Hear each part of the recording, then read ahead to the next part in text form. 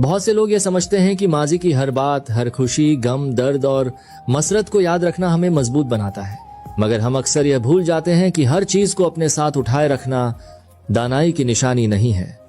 जिंदगी में हकीकी आजादी कभी कभी छोड़ देने में होती है।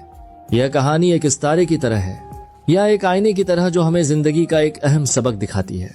और इस कहानी के आखिर में मैं चाहता हूं कि आप खुद से पूछें, क्या मैं हाल में जी रहा हूं या अभी तक माजी में मर रहा हूं? बहुत अरसा पहले एक जंगल में एक परिंदा रहता था। वह परिंदा बहुत खूबसूरत और नरम मिजाज था, मगर कुछ वक्त से वह एक अजीब काम करने लगा था। हर दिन वह जो कुछ देखता, सुनता या महसूस करता, चाहे अच्छा हो या बुरा, उसे छोटे छोटे पत्थरों पर लिख लिया करता।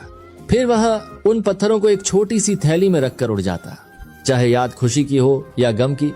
परिंदा यह समझता था कि हर लम्हा याद रखने के काबिल है। यह उसकी आदत बन गई और उसे इसमें खुशी भी मिलने लगी।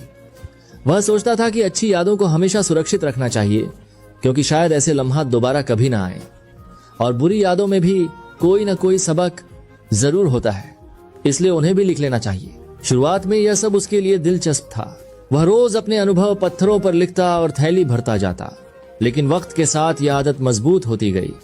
हर नए दिन के साथ थैली भारी होने लगी। इसके नतीजे में उड़ना मुश्किल होने लगा। फिर भी वह यही सोचता रहा कि एक दिन ये सभी यादें उसके काम आएंगी। वह छोटी सी थैली उसकी जिंदगी का खजाना बन गई थी। मगर वक्त के साथ थैली और भी भारी होती गई। जितने ज्यादा पत्थर उतना ज्यादा वजन, और धीरे धीरे उसके पंखों पर असर पड़ने लगा। अब वह पहले की तरह न तेजी से उड़ सकता था और न ही ऊंचा। एक दिन रास्ते में उसकी मुलाकात एक बूढ़े और दाना उल्लू से हुई। उल्लू ने पूछा, छोटे परिंदे, तुम ये थैली क्यों उठाए हुए हो?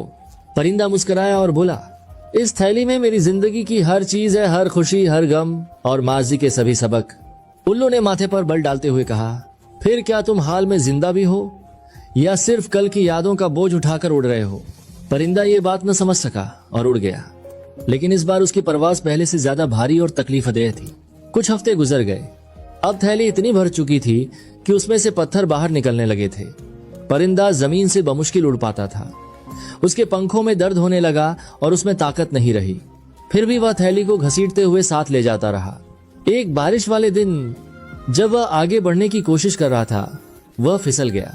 पत्थरों के वजन ने उसके नाजुक शरीर को दबा दिया। वह बेकरार पड़ा रहा उन यादों के नीचे दबकर, जिन्हें वह अपनी जिंदगी की बका समझता था, लेकिन अब वही यादें उसकी जिंदगी ले चुकी थीं। बारिश रुकने के बाद कुछ परिंदे उसे देखने आए, मगर वह जा चुका था। थोड़ी देर बाद उल्लू भी वहां पहुंचा।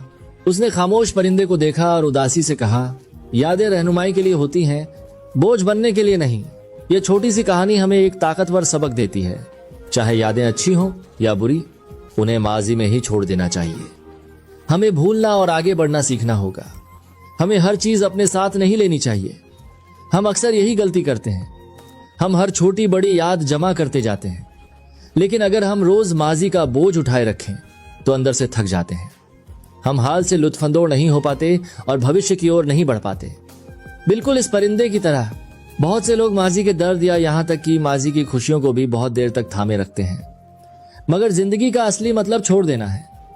हम खोई हुई चीजें वापस नहीं ला सकते, लेकिन आज को खूबसूरत बना सकते हैं। इसलिए जो भी हो चुका है, अच्छा या बुरा, उसे पीछे छोड़ दें और हाल में जीना सीखें, क्योंकि हम कल को नहीं बदल सकते, मगर आज को संवार सकते हैं। नए तजुर्बात करें, कुछ नया करें, माफ करें, भूल जाएं, आगे बढ़ें, कुछ नया महसूस करें, नए कदम उठाएं और परसकून दिल के साथ जिंदगी बिताएं। अगर आप समझते हैं कि यह कहानी ज्यादा लोगों तक पहुंचनी चाहिए, तो वीडियो को लाइक और शेयर करना न भूलें और हमारे चैनल को सब्सक्राइब करें ताकि आप हमारे साथ जुड़े रहें। मैं जल्दी एक और प्रभावित करने वाली कहानी के साथ वापस आऊंगा। तब तक सब्र करें, शुक्रगुजार रहें और जिंदगी में आगे बढ़ते रहें।